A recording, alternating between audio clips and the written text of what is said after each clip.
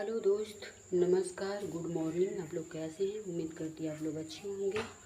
दोस्त मैं भी हो गई हूँ रेडी, क्योंकि मुझे निकलना है अपने शॉप और इस समय घर का काम चल रहा है, इसीलिए थोड़ा लेट हो गया है और सब लोग बिजी हैं।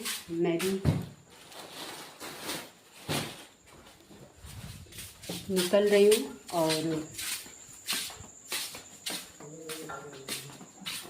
यहाँ पे सब लोग अपने कामों में व्यस्त हैं। काफ़ी हमें टाइम हो गया है, सुबह के बज गए हैं 10:17। दोस्त हम भी निकलते हैं, फिलहाल के लिए मिलते हैं अपने शॉप पे। देखिए दोस्त, ये मेरा एक छोटा वाला भाई है और ये बड़े पा के लड़के हैं।